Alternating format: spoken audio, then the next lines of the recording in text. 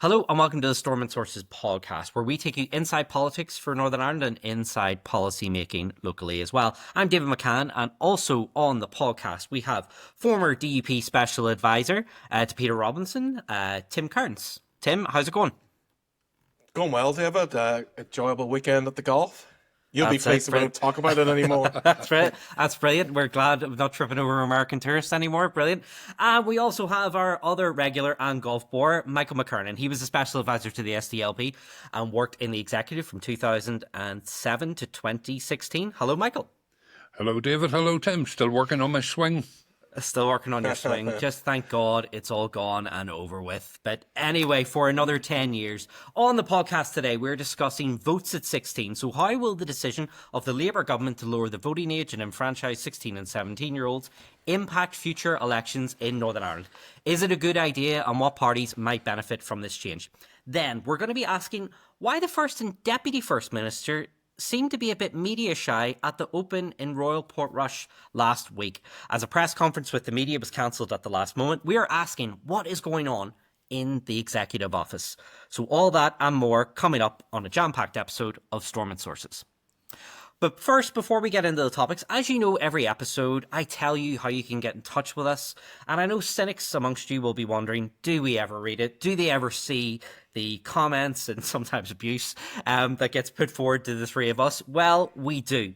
And that's what we want to kick off with, looking at this week. So a couple of you have sent in emails. Some of you are leaving comments on our YouTube channel. Some of you are sending us tweets. All of it is very, very welcome. At the end of this segment, I'll remind you how you can get in touch with us via those channels. But first, I wanted to raise an email from a school teacher. So hello, it's always good. We've got school teachers listening to us. So it is hello, men. My name is Jake Proctor, and I'm a government and politics teacher at Assumption Grammar School in Ballinhinch. Hello, Jake. Thank you for listening. I'm a regular listener to Stormont Sources, and my students also listen via Spotify. It is incredibly useful. That's what we love to hear, helping students pass their A-levels across Northern Ireland. So he wants to know he wants us to do some school specials, gents, but a couple of questions he has for us that he thinks would be useful. Just get some quick comments on is, does the Assembly successfully perform its functions, and is the Executive fit for purpose? I'll start off with you, Tim, on that. Just a quick thing. By the way, Jake, thank you for getting in touch with us. We will definitely come back to these topics. We've already touched on a few of them already, but we will come back to them in more detail as we go along. Tim, what about Jake's first question there about, is the Executive fit for purpose, and how is the Assembly functioning? No, and badly. To give a short answer to Jake, and I feel very sorry for his pupils, is this detention that he's putting them through, that they have to listen to us on Spotify. But look, only your clips. Sorry, Assumption Grammar pupils. But look, I think the Assembly's clearly not functioning in the way it was envisioned to function. It's not at maximum capacity or anywhere near. We've talked about that in respect of very specific decisions, and it probably would be good to do a more deep dive into the actual Assembly, its functions, the Northern Ireland Act, and I think definitely, Jake, that's something I would love to come back to. Yeah. And Michael, another question he has here is, why has Sinn Féin become the dominant nationalist party? So give us the three-line answer that Mr. Proctor can tell his students for their A-level papers next June. Well, firstly, great that Mr. Proctor and the students are listening to us. It's fantastic that Stormont Sources is reaching so far and that people are so interested. I'd agree with Tim's answer to the first question. Second question, Sinn Féin. I think Sinn Féin, firstly, they are highly well organised. Coming out of a struggle, they're disciplined and well organised. So they present a united front to the electorate. There's some very charismatic leaders, from Gerry Adams onwards. But I think the main reason that they've taken ground from the SDLP is that the SDLP was seen to have delivered the Good Friday Agreement and the new devolved arrangements. And thank you very much, SDLP. It's Sinn Féin to take it forward from now is a kind of mindset. But also, and I have to say, the unionist continuing disrespect, some unionists, not all, by any means, but the disrespect of nationalists and almost given this sense that they're only cooperating with Nationalists, holding their noses still, has driven moderate nationalists into the arms of Sinn Féin. Yeah, I mean, And it's almost impossible for the SDLP to stop that. Yeah, You know, when the Irish language gets attacked, when the GAA gets attacked, it drives nationalists into the arms of Sinn Féin. yeah, I mean, the infamous crocodile comment from Arlene Foster helped lift Sinn Féin for 2017. But yeah, all those things we need to get back into. So thank you very much. And a shout out to Mr. Proctor and his students. Best of luck with your exams or your A-levels coming up this year as well. But we will definitely come back to all those things in more detail well in advance of next year's A-levels. But we have another email in, and this is off the back of what we were discussing last week. So this comes in from Scott, who's a 27-year-old Orange man from Ballymacrory in County Tyrone. And Scott says, can I just say, as a faithful listener to your podcast, that your fixation with the Orange parades in Belfast is short-sighted. There were 18 demonstrations all over our country, and the vast majority were wonderful days out. In 6 Mile Cross, where my own lodge, Leo Patrick, LOL 251, and for our younger listeners, LOL does not mean laugh out loud, was on parade. We had 32 members of our lodge out and an extra bus full of spectators. So don't tar us all with the same brush, just because some people forget what it means to be an Orangeman.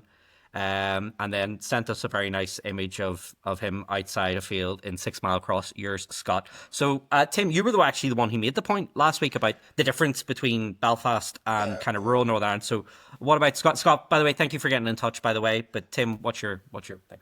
Well, I feel this is my fault because we did focus very much on Belfast last week, because I was saying that I wouldn't go to a parade in Belfast ever again after some of the experiences I had. And Scott's quite right. I mean, Saturday night, we'll not get into the politics around what happened on Saturday night too much, and only to say there was a parade I attended in Portrush, and not for the whole parade. I have to say, it was like 2.5 hours, and I had dinner reservations, and so we were there for half an hour, 45 minutes, something like that. Well, I did something, Michael, that I vowed I wouldn't do again. I went to a certain restaurant complex, and because we couldn't get anywhere else. But anyway, I'm paid 20 quid for a bowl of soup. Well done. I know. It was ridiculous. But anyway, the parade on Saturday night. I mean, in the 40 minutes or so that we were there, I mean, it was very different to Belfast parade. I mean, Scott's absolutely right. It's a parade, different atmosphere, different songs being played by the bands, different kind of atmosphere amongst people spectating. It's not a sort of, blue bags and carryouts. That was very much not on display, and that is very common across the province outside of Belfast. That's the common way Orange parades are. I'm glad Scott had a great day. I had a great night on Saturday night, and it was brilliant to see the bands. Michael, what did you? Because there was an article, and I can't believe we're back talking about golf again. But there was an article, I think it's Golf Digest, that had to explain to their readers what these parades were, and this kind of was seen from people who wanted to say that the parade shouldn't have gone ahead, that it was a bit of an embarrassment. So what did you think of that and what Scott said? Well, firstly, I agree with what Scott said. I think I said as much on our last edition, where I said that in the countryside it's a celebration of identity and community and friendship, and there's this big social dimension to it. And so I don't disagree at all with that.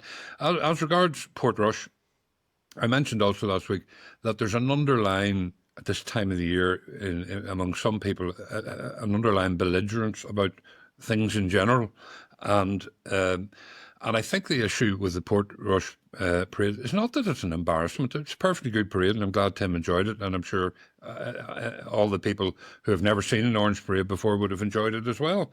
But I think the issue was the golf people, everybody's putting their best foot forward for Northern Ireland around the golf and trying to make it all go smoothly, and I think the golf people wanted some kind of delay just to let the golfers clear and traffic clear from the course and all of that.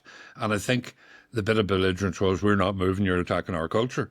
But it wasn't an attack on anyone's culture. It was simply a question of logistics. And I'm perfectly happy that it all went off well. But if I had been the local paraders and the golf people and the tourism people were coming to me and saying, could you shift that time slot I'd have tried to do it to facilitate the watch. Can I just say they did shift the time slot? Actually, so the RNA came to them, and the time slot was shifted back. Actually, part of the problem here was the Parades Commission had an 11 o'clock curfew, so the time was shifted back, and the Parades Commission wouldn't move on an 11 o'clock curfew for everything ending. So I think there's much more. It's very easy to blame the bands and say you were belligerent. They actually weren't, and the RNA I think would say, and they have said, that the bands worked with them, and the RNA were actually satisfied. What was the thing about they were but- offered money to move it and wouldn't take it or wouldn't do it? Well, I'm not sure. That's Well, what was reported. Well, that's what's reported on Twitter. The RNA, as far as I'm aware, in terms of the tournament being hosted, were very relaxed about it. They would have liked things to be shifted to about 9 o'clock. That wasn't possible, not because of the ban. That wasn't possible because of parading restrictions. So the Parades Commission need to maybe answer why they wouldn't allow things to go to 11 o'clock. But anyway, one thing I do want to say about the weekend, and you've said about the best of Northern Ireland. Actually, on Saturday night, I think we did see something of the best of Northern Ireland. There were band parades. There's traditional music being played in pubs. There was Irish dancing that took Your place that the favourite? council put on. I can't stand traditional music, and I'm not really so keen. I'm not really keen on music. Full stop. I can't stand band parading, really, to be honest with you. And I don't like any pop music or anything. So like you'll that. not be missing Ozzy Osbourne there. So, but no. I think what we actually saw was on Saturday. It was actually something of the best of Northern Ireland. What I saw was cultures side by side and being tolerated. And I did have to pause for a moment and thought, do you know something? I think there's a blueprint for something here. If we could just get over ourselves and actually look at what's happening, we might actually see, you know what? We can share this sod of grass. Well, yeah, okay, but for those of us who aren't interested in band parades and golf, it was just a kind of another painful weekend for those of us who are disinterested. But you're not interested in music, Tim. Like, I'm not interested in bands and I'm not interested in golf. So yeah. So I think the final word is well done, Scotty Scheffler. Okay, I have no idea who that is. Yes, okay, yes. So we have two more questions, and lads and gents, brief responses to both. The first question is directly to you, Tim, on this. So this is a comment. This is on our YouTube channel saying, "I'd like to have heard Tim question more about his issue with the GAA and who it names things after. Can he list examples he thinks are not okay? Sam Maguire and Liam McCarthy? ? These are people. These people were born in the 1800s. Surely this is fine." Tim, take it away. Yeah, well, I think this has really hoved into view in the last couple of days because there's been a lot of made of the Joe Cahill Cup in the Féile, and obviously, all that means and the difficulties that raises.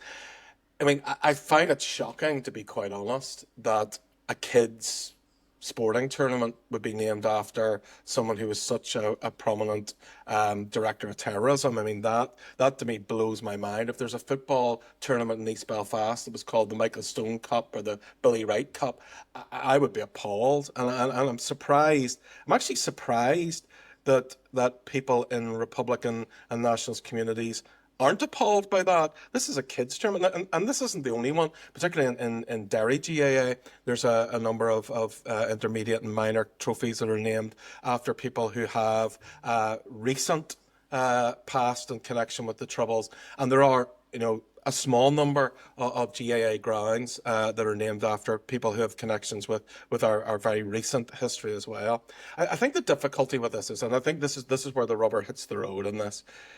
Whenever it's raised, the GAA, I'll say, look, these are local issues. These are community issues. There's nothing to see here. This is very much a community issue for that locality. Let's just move on and talk about something else. Oh, isn't it great? There's 80,000 people at Croke Park. And they're very good at deflecting, and they're very good at them pointing fingers at everybody else and not dealing with this issue. And that's the point.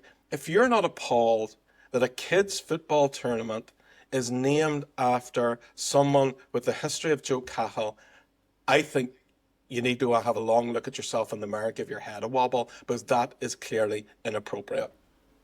Okay. Michael, there is someone who, it's not more a question for you, it is a comment, and we're just going to read it out because it is positive and we should say it. So this is from @United Ireland, okay? Michael McKernan is a wise old Aisle? Yeah, okay, sorry, it was just the emoji of an aisle. So how come I, a fairly attuned politico, have never heard of him? Astute man. David, have Michael provide more Irish unity output.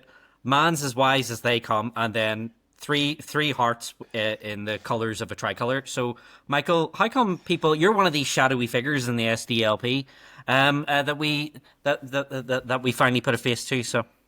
There's no such thing as a shadowy figure in the SCLP, but yeah, when you're an advisor, you're not the story.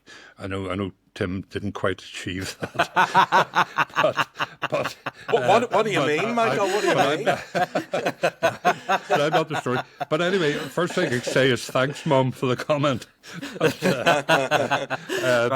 God, she's going to have to get behind Tim. It could have been worse. I could have been compared to a sparrow or something. I suppose an owl. An owl. But I have to just make a quick flashback at Tim. I agree with the sentiment of what he was saying. I think it's unfortunate that the GAA, in some cases, have named things after people who are involved in the recent conflict. I think that's unfortunate, and I would prefer it to change. But when Tim said, and they're pointing the finger at everybody else, no, they're not. They're getting on with it. And, a contrast to that is East Belfast, one of the newest and largest new GAA clubs.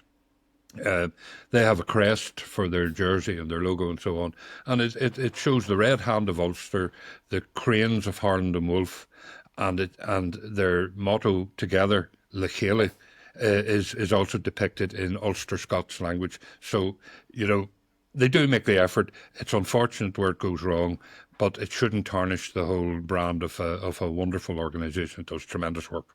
Yeah, I think it goes back just to what Tim. I listened to the segment on Talkback this week where this was being debated and hearing the differences backwards and forwards on it as well. Look, I think it comes down to this thing about what is it we're gonna deem? What is it we're gonna? You were talking about this the other week, Tim. What is it we're gonna turn our backs on? What is it we're also gonna make it just a conscious choice to ignore? What is it we're gonna say is distasteful, or what? And what is it we're just gonna accept as a society? But yeah, look, every summer we have these debates, and this is what drives me crazy. We only ever seem to have these debates in the month of July and the first half of August, and then we forget about them for the rest of the year. And we don't have that consistent focus on them. Like if we are gonna. Not a code of conduct. I know there's been talk about the need for a bonfire commission. I know there's been talk about maybe the need for different festivals, whether that's the 12th or whether that's Féile an Phobal, to do these different things. But my frustration with this is we focus on it for the month of July, the first half of August, and then it just disappears again, which I just think if we're going to be serious about it on both sides, we need to do it more consistently throughout the year to have the proper debate that we need to have. But anyway, that's never going to happen, so it's a forlorn hope. Anyway, look, thank you very much for all the questions and comments. If you want to be part of the conversation, please join it. It is so easy. You can join us on YouTube, where we upload clips and full episodes for you to enjoy. So head over to YouTube. Make sure you subscribe so you can keep up to date whenever new videos get updated. You can also follow us on X. You can watch clips on TikTok and Instagram. You can subscribe to our mailing list, stormontsources.com, so you don't miss a thing. You can also leave us a review on your podcast app. Just remember, we're only interested in the positive ones. Please do not leave us a negative review. You can WhatsApp us on 0333 404 6507. Remember to use the word Stormont so notes for this podcast. Also send us an email. Be like Mr. Proctor. hello@stormontsources.com. Okay, and into the main topics for today's podcast. Keir Starmer has announced his intention to move ahead with a pledge to bring in votes at 16. So this change will be for general elections from 2029 onwards. This change will not be in place for the 2027 Assembly elections. So under the Northern Ireland Act, the franchise for elections is not devolved. It is carried out by the Secretary of State, but we have heard now confirmed that it will not be ready for 2027. So we're going to have to wait till 2029 for 16, 17-year-olds to be able to vote. So this change will bring around 50 to 60,000 more voters onto the rolls. This move has been welcomed by the Alliance Party, Sinn Féin, the SDLP. The Ulster Unionists have also welcomed the change as well. The DUP have, however, remained hostile to the proposal. They do not support the idea. This is the first change in the franchise since 1970, where the voting age was lowered from 21 down to 18. So, Michael, I'm going to go to you first on this. What do you think about 16-year-olds and 17-year-olds being able to vote from 2029 onwards? The proposal is a good proposal. I have actually changed my mind on this. I used to have the view that maybe at 16 you just don't have the maturity to be involved in major decision making. I've changed my mind on that. I think if you pay your tax, if you can join the army, all these things you can do before you're 18. I think you're entitled to the vote. And also we've seen the example in other jurisdictions and it hasn't done any harm. The heavens haven't crashed in or anything. So I'm in favour of it. As regards impact, if you take it that we've got voters from the age of 18 to 80 plus, my calculation is that this will add somewhere between 2% to 3% to the electoral roll, would be my calculation. That'll be broadly split evenly between people from a unionist background, people from a nationalist background. So there'll be no huge impact in either direction. And also younger people tend to vote less than older people. So of that additional 2 or 3%, the turnout probably be quite low and evenly split. So who's going to benefit? Young people, before they have families and children and mortgages and all, tend to be a little more idealistic than those of us hardened by life, and therefore they'll vote more idealistically. So I'd expect a little bounce for the Greens, for people before profit. I'm not sure how it would play on the unionist side, but that would be sort of on the, if you like, national side. Yeah. And Sinn Féin would get a bit. I don't think Sinn Féin are going to get a big bounce. I don't think it's going to make a huge difference in electoral terms. And if I was to look for where Sinn Féin might get a bounce, I'd be looking at the kneecap effect, which seems to be sending young people in their hordes to learn Irish and radicalise their politics somewhat. So I think Sinn Féin will probably get more out of kneecap than they'll get out of the reduction in the voting age to 16. Okay, well, Tim, you were a wee kinderdupper way back when, running around with your school uniform opposing the Good Friday Agreement. So you, I long left school when the but you did join a party pretty young. So the DUP are pretty hostile to this change. I mean, what would be your view? I mean, I don't know, it's going to happen now, and in many ways I say, so what? I think this is just a desperate throw from a desperate Prime Minister who's vying with Liz Truss to be the worst Prime Minister in British electoral history. He just looks a desperate man. He's not even going to benefit from this because he won't be leader going into the next election. So, I mean, the man's the Walking Dead. I mean, he's toast. He's never going to recover this. So, it's just a matter of when, not if. Keir Starmer. Say what you think, Tim. Liz Truss is a little bit harsh, Tim. He is not like Liz Truss. He is Liz Truss with a super majority. I mean, this man is gone as Prime Minister. He's not gonna last to benefit from this. Look, pick 16, 18. I just feel like we need to pick an age. Now, there's not very much that you can do when you're 16 or 17. You can't be on jury service if you're 16. You can't get married in England and Wales if you're 16. Actually, we moved the age in 2022, a private member's bill in the House of Commons moved the age of marriage in England and Wales from 16 to 18. And we're going to move in that direction in Northern Ireland as well. So you can't join the army in so far as do more than an apprenticeship. So we recognise that we don't give our kids 16-year-olds cigarettes because they're kids. We don't give 16-year-olds alcohol because they're kids. We don't let them go on jury service because they're kids. We don't let them do all sorts of things. They pay tax. So do 14-year-olds, so do 12-year-olds. My daughter's 15, just made a big purchase of a Switch 2, and she paid a chunk of tax. So hang on, I don't understand this. The tax threshold is 12,570. How many hours are they working to hit that threshold? No, almost no 16-year-olds pay tax. I mean, it's an absolute straw man argument. Kids pay VAT. That's the only tax you really pay before the age of 18. Look, I mean, different countries have made different choices. Germany allows 16-year-olds to drink beer. We don't. I just think, look, pick an age and stop gerrymandering in and around the margins. That's what Labour are doing here. And I think, be very careful what you're doing because as Michael said, kids tend to be a bit more, knee-jerk, but tend to be a bit more certain in their views, a bit more campaigning. And I wonder, particularly with boys, if they actually go out to vote, could Reform be the party that's going to take the points for this? I'm actually quite surprised at Reform's massive hostility towards this change. It does seem strange to me because I would be looking at this and I would be saying that kids want to vote for outsiders. They want to vote for the Greens. They don't want to vote for the traditional parties. They want to vote for maybe here in Northern Ireland, they want to vote for people before profit. I think in across the UK, kids will probably plump for reform more than they'll plump for Labour, and that could be critical in some of those northern seats where reform are really snapping at Labour's heels. I mean, Tim, is the reason why the DUP are hostile for it, because if you take a look at the three most marginal seats in Northern Ireland, right, at Westminster, right, the seats that are held by less than 1,500 votes, there's three of them, two of them are held by the DUP. Gregory Campbell, I mean, in somewhere like East Derry, where it's a 179 vote margin, this could potentially have an impact. Sammy Wilson's 1,300 votes, a little bit less there, but still, when you've got Alliance nipping at their heels, you've got Sinn Féin nipping at their heels there, North Antrim, which is a DUP TUV margin, it's 450 votes, but in those two seats in 2029, this change could, if 16, 17-year-olds exercise their franchise, because turnout is typically low at Westminster elections here, do you think that maybe explains a little bit of their hostility? No, I think traditionally the DUP have just been hostile to this, probably in the argument more in the idea that there has to be kids. It's kind of the idea of kids should be kids, and we allow 16 and 17-year-olds to be children. They don't have the political maturity to make these decisions. I think it comes from that wellspring, where Michael was 10, 15 years ago, and has now changed his mind. I don't think Gregory Campbell's seat, whoever runs for the DUP next time, will be as close as 179 votes.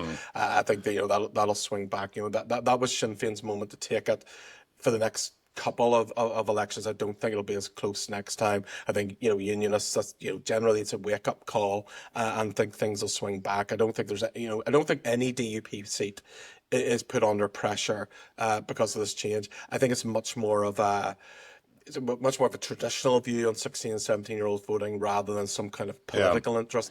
Conservatives tend to be against this. They tend to, want to see the family structure maintained. They tend to want to have kids to remain kids for as long as they can. Where you see more left-wing politics tends to see, let's let our children flourish. Let's let them, take decisions earlier than what I think that's what's right. going on here.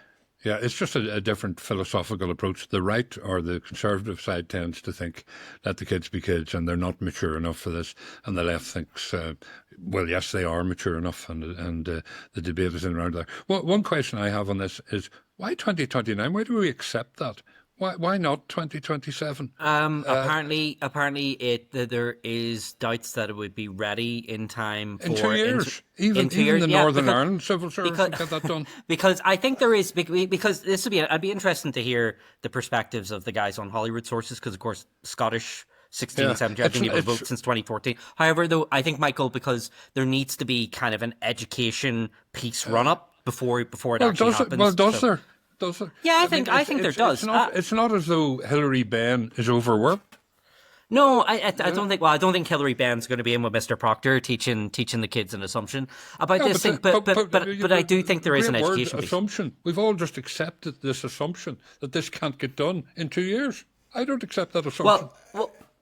Go ahead. Well, I was going to say, if only, because I saw that might be difficulties with getting the electoral register ready. I mean, if only there was a place, because I can't think of where this is, if only there was a place where 16 and 17-year-olds hung out every day that you could go and get them registered to vote. I mean, I can't think of anywhere where you could go to sort that out. Well, you see, this is the issue, and I know in Scotland, whenever this change was brought in for the independence referendum was followed through into the devolved elections, that schools would become a political playground for people. Schools would become like canvassing areas for politicians, and now that fear seems to have been alleviated. Now, I was asked about this the other day. 20 years ago in Northern Ireland, that actually would have been a big issue, because you did have a hesitancy with politicians going into schools from opposite, because our school system's still very heavily segregated in Northern Ireland. You would have had issues with DP politicians going into schools in certain areas. It just wouldn't happen. And Sinn Féin politicians vice versa. Although that has changed now. Like DP politicians go into schools in nationalist areas, nobody bats an eyelid. Sinn Féin politicians go into schools in unionist areas, no one bats an eyelid. The different things. So I think that many of the barriers toward this in Northern Ireland have been alleviated in that way. But yeah, it'll be 2031 at the local government election. Will be the first STV election, then 2032. But my fear about this is that it ends up becoming a bit of a false dawn, because turnout in Northern Ireland for general elections is typically one of the lowest in the UK. Now, we lead in devolved elections. You know, Scotland, I think, has only outperformed us once in 2016, but we'll let them away with that. But typically, Northern Ireland has very high turnout for our local elections and our devolved elections. But for Westminster elections, people just switch off, and turnout is typically one of the lowest in the UK, 57% last time. We were the second lowest, I think, in 2019. So my fear is that just low turnout, people just go, 16, 17-year-olds go, yeah, you know. And if Keir Starmer holds the general election, assuming it's Keir Starmer, back to Tim's point, around July time again, when kids are on school holidays here, you know, you just have no hope if it's around the first week of July or the last week of June, the general election here, because people go off on their holidays. So that would be my fear. It becomes a bit of a false dawn in 2029. So. Well, and it didn't work, of course, for the Scottish Nationalists at the referendum. Although you'd have been very proud of me this morning, David, because I was actually debating this on another radio station on the breakfast show this morning, with a half-hour debate actually on this with a couple of other people. And in the end, I turned it around to, you know, we should maybe just have compulsory voting. So I channeled my inner David McCann. I only did it. I was sort of smiling to myself, thinking, if David will never listen to UBC breakfast show, but if he did, you know, I still disagree with it with compulsory voting. That's okay.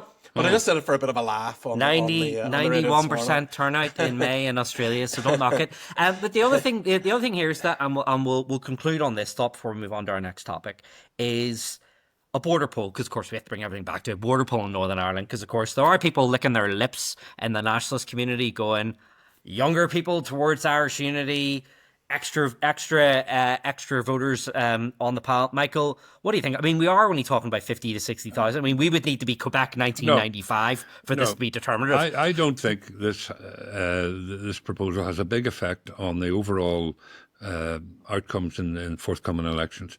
As I said earlier, I think in terms of border poll, kneecap will have more influence on the national side than the reduction in the voting age. And the biggest single factor in such a thing as a border poll would be, can the people in the middle be persuaded? The alliance voters, the people in the middle who are not staunchly unionist or nationalist and are open-minded, who will win their hearts and minds? Okay, Tim, any worry that we're going to see all these new young'uns going toward demanding a border poll and voting for nationalist parties? I think, you know, 30, 40 years ago, yes, there might have been that fear, but if you track the demographics, and I saw a few journalists writing this is going to, you know, turbocharge in all Ireland. I mean, they clearly haven't read the demographic data of the cohort of Generation Alpha and school enrollments, because that's certainly not what the data says. I mean, the communities are pretty much equalising out in terms of school enrolment. Journalists maybe just need to go back and read the census data, because clearly they haven't. They need to listen to Pete Shirlow and Lee Reynolds. Yeah, brilliant. All is not lost. Brilliant, great. Okay, gents, we'll move on. We're going to do a bit of a quick fire on our last topic here. So now we're going to move on to something that happened last week, when the First and Deputy First Minister cancelled a news conference at the Open, which was planned with the media. So this annoyed journalists who were present, and has prompted questions about the level of scrutiny, or lack thereof, of the two of Emma Pengelly and Michelle O'Neill. This has been a recurring complaint from sections of the media since the executive return in February 2024 regarding the lack of media access to the First and Deputy First Minister. Now, Tim, I'm going to start with you on this, because one of the reasons why this became an issue and the journalists were writing articles and comments about it was because you would have thought the Open was going to be like a slam dunk for FM, DFM, like, look how great this is. Now, there were other things going on in the background around Comber, which we talked about last week, but you would have thought this would have been just a easy win for them. But yet the news conference was cancelled. It was put back, and then it was cancelled. So what do you make of it? Well, look, I think it's pretty clear all is not well in Stormont Castle. But look, that's nothing new. I mean, Michael, I remember back 10 years ago or so, we didn't have an executive meeting for however long during the whole hassle over welfare reform. I mean, the executive just didn't meet. You know, McGuinness and Robinson just didn't meet. You know, there were no press conferences. So this is nothing new. But I think what's interesting about this is things started out so positively, you know, with Michelle and Emma, and are you friends? People are asking because it's such a warm relationship, and that warm relationship has clearly soured. There's some, and I don't know what it is, don't have any insight into it at all, but something has soured. Maybe as it, you know, Emma's gone off now to do quite a few press conferences and quite a few press engagements on her own. I mean, that sort of thing does cause hostility traditionally. You know, if one or other of FM or DFM did something without the other one, that did cause friction, that did cause hostility. And we don't have time today, but I've got a couple of funny stories to share at some later date about that. But you know, we do see this hostility grow in the office because it is a joint office. You can't do what you want to do without the other person agreeing. So it does breed that hostility between the holders of the office. And I think we're clearly seeing that. Also, I think we're seeing Michelle O'Neill doesn't seem to be comfortable doing press. And I've heard from a few journalists where press conferences or arrangements have been made to interview Michelle O'Neill and they've been cancelled. And we've seen that again at the golf this week. She doesn't seem to want to do press at the moment. Now, I don't know what that is. I don't know why that is. I have no insight into why that is. But there's clearly something wrong between the two holders of the office. There's clearly something wrong with Michelle O'Neill. She doesn't want to do that crucial press engagement that she needs to do. She's completely absent from her TV screens. And I don't know why. It's very strange. Okay. Michael, what did you make of the press conference being cancelled? Yeah, I agree with pretty much all that Tim said. It's been a difficulty from the get-go. Even Trimble and Mallon were sparking off each other in a negative way. I think there are reasons. Firstly, I agree the body language is poor. They've obviously, you know, there's tension in the relationship. There isn't. They can put on a show for a photograph or something, but I don't think there is a genuine meeting of minds there. Or a genuine partnership. As for Michelle O'Neill, I see Michelle O'Neill perform in the Assembly, but then she's working off a script and so on. She's very good performer, very effective. Same with Emma. Emma did all the lifting, the media lifting around the programme for government. She was the one who went out selling it. Michelle stayed away from it. I think Michelle maybe and Sinn Féin are worried that, and we go back to the Conor Murphy interview with William Crawley, where he couldn't answer a question mainly about the South. I think the question was, should there be a cap on immigration in the South? He couldn't and wouldn't answer it. And I think Michelle is afraid of being asked difficult questions about the inconsistencies that exist between Sinn Féin's position in Northern Ireland, Sinn Féin's position in the South. And I think that would get unpicked in an in-depth interview. As for Emma, I think she doesn't want to be asked about whatever, and Tim will know more about this, whatever internal tensions there are within the DUP. She also doesn't want to be asked in detail about executive delivery or even about further progress that the DUP has made in countering the effects of the Northern Ireland Protocol. So there's a lot there to be avoided, and they're avoiding it.